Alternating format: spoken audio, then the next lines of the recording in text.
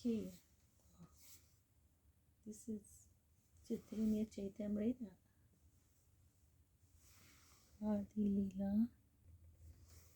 Sri Chaitanya Mahaprabhu is none other than the combined form of Sri Radha and Krishna.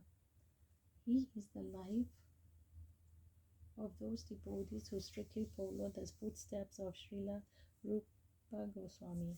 Srila Rupa Goswami and Srila Sanatan Goswami are the two principal followers of Srila Sarupa Damodar Goswami, who acted as the most confidential servitor of Lord Sri Krishna Chaitanya Mahaprabhu, known as Vishambara in his early life.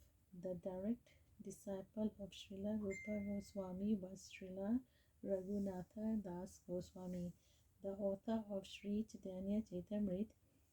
Srila Krishna Das Kaviraj Goswami stands as a direct principal of Srila Rupa Goswami and Srila Raghunatha Das Goswami. The direct disciple of Srila Krishna Das Kaviraj Goswami was Srila Narottam Das Thakurlal Thakura, who accepted Srila Vishpanta Chakravarti as his avatar. Srila Vishpanta Chakravarti Thakur accepted Srila Jagannath Das Babaji, the spiritual master of Srila Bhaktivinoda Thakur, who in turn accepted Srila Gaurakishore Das Babaji, the spiritual master of Om Vishnu Pada Srila Bhaktisiddhanta Saraswati Goswami Maharaj, the divine master of our humble self. Since we belong to the chain of distinct succession from the Sri Chaitanya Mahaprabhu, this edition of Sri Chaitanya Chaitamrita will contain nothing newly manufactured by our tiny brains, but only remnants of food originally eaten by the Lord himself. Lord Sri Chaitanya Mahaprabhu does not belong to the mundane plane of the three qualitative modes. He belongs to the transcendental plane beyond the reach of the imperfect sense perception of a living being. Even the most erudite mundane scholar cannot approach the transcendental plane unless he submits himself to transcendental sounds with the repetitive mood, for in that mood only can one realize the message of Sri Chaitanya Mahaprabhu. What will be described herein, therefore, has nothing to do with the experimental thoughts created by the speculative habits of the inert minds. The subject matter of this book is not a mental concoction, but factual spiritual experience that one can realize only by accepting the line of distinct succession described above.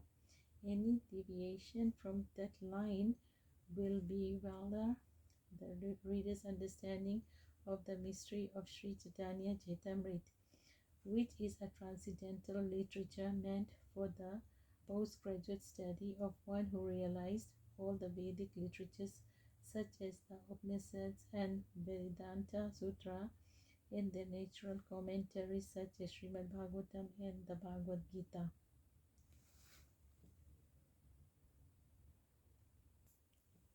This edition of Sri Chaitanya Chaitamrita is presented for the study of sincere scholars who are really seeking the absolute truth. It is not the arrogant scholarship of the mental speculators, but a sincere effort to serve the order of the superior authority whose service is like the life and soul of his humble effort. It does not deviate even slightly from the revealed scriptures, and therefore anyone who follows the line will be able to realize the essence of this book simply by the method of oral reception. The first chapter of Sri Chaitanya Charitamrita begins with the 14 Sanskrit verses that describe the absolute truth.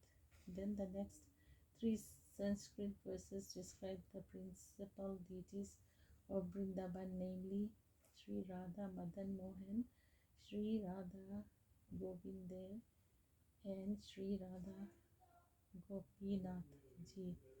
The first of the 14 verses is a symbolic representation of the supreme truth, and the entire first chapter is the actuality devoted to this single verse, which describes Lord Chaitanya and his 6 different transcendental expansions. The first manifestation described in is the spiritual master who appears in 2 plenary parts called the initiating spiritual master and the instructing spiritual master. They are identical because both of them are phenomenal manifestations of the supreme truth. Next described are the devotees who are divided into 2 classes, namely the apprentices and the graduates. Next are the incarnations of avatars of the Lord, who are explained to be non different from the Lord.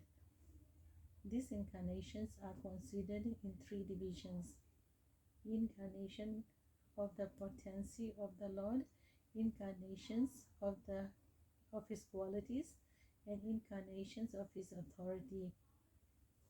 In this connection, Lord Sri Krishna's direct manifestations and his manifestations for transcendental pastimes are discussed.